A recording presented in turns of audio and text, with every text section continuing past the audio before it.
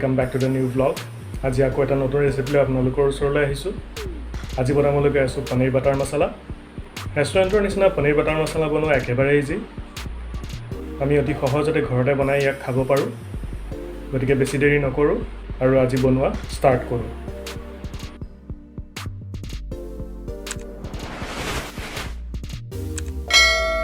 প্ৰথমতে এতিয়া কেৰাহীত অলপমান ৰিফাইন তেল দিছোঁ।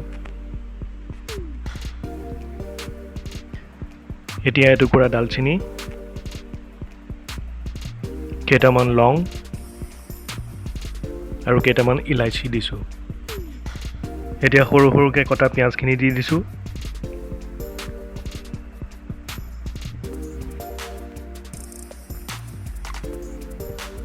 কেইফুটামান নহৰু,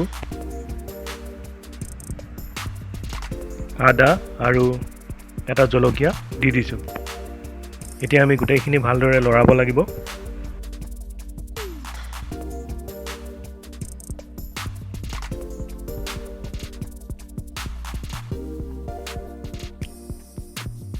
ভালদৰে এনেধৰণে লৰাই থাকিব যাতে কেৰাহীত লাগি নধৰে।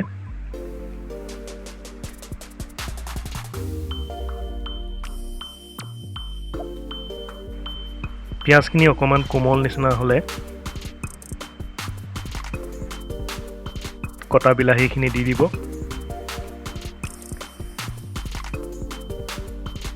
মই 4টা বিলাহী কাটি লৈছিলোঁ। এতিয়া গোটেইখিনি ভালদৰে এনেধৰণে লৰাই থাকিব।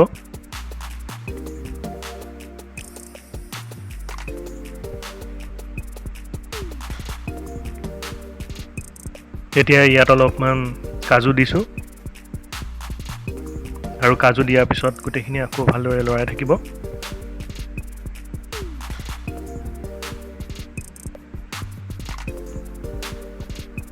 জুইৰ ফ্লেমটো মিডিয়ামত ৰাখিব আৰু এনেধৰণে কভাৰ কৰি দিব। 5 মিনিট হৈ যোৱাৰ পিছত আকৌ এনেধৰণে দাঙি পেলাই চাব বিলাহীখিনি ভালদৰে কোমল হৈছে।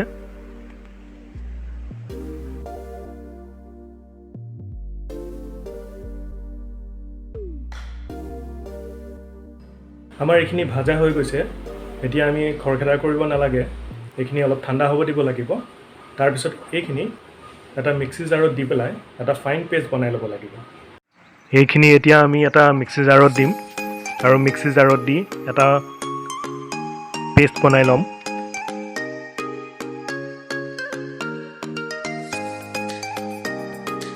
কেৰাহীত আকৌ অকণমান ৰিফাইন তেল দিছোঁ আৰু ৰিফাইন তেলত অকণমান বাটাৰ দিছোঁ।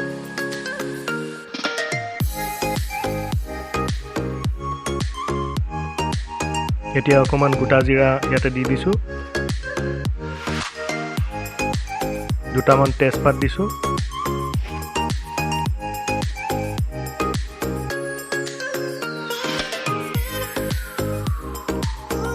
এতিয়া অলপমান ৰেড চিলি পাউডাৰ দিছোঁ, অলপমান জিৰা পাউডাৰ, অলপমান ধনিয়া পাউডাৰ,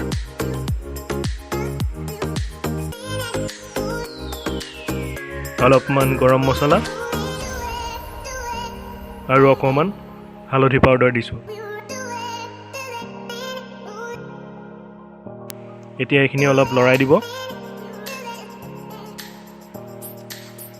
চাব যাতে মছলাখিনি যেন পুৰা নাযায়।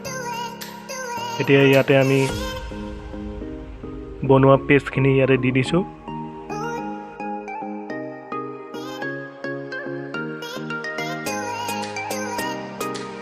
আৰু ভালদৰে এনেধৰণে লৰাই থাকিব।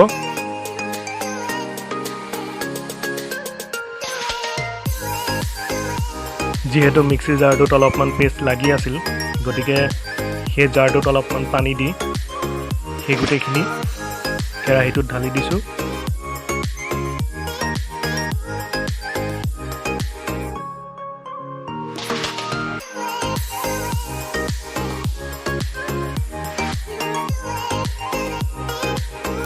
এতিয়া অকণমান নিমখ দিছোঁ।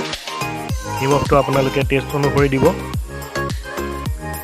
নিমখ দিয়াৰ পিছত এনেধৰণে ভালদৰে লৰাই থাকিব।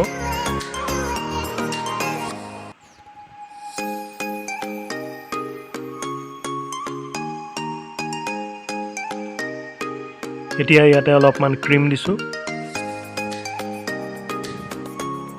ক্ৰীমখিনি দি এনেধৰণে ভালদৰে লৰাই দিব।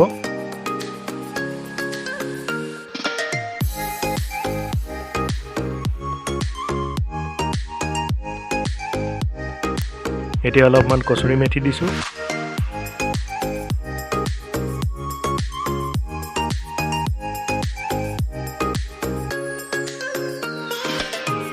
অলপমান কেঁচা ধনিয়া কাটি দিছোঁ।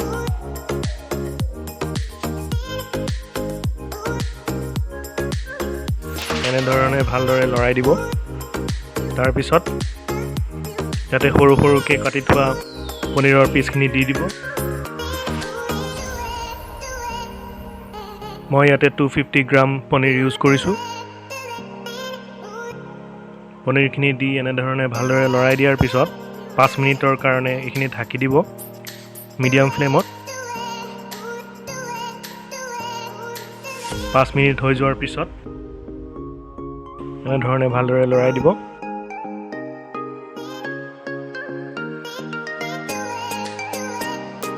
এতিয়া এটা বাতিত আমি এইখিনি চাৰ্ভ কৰিম।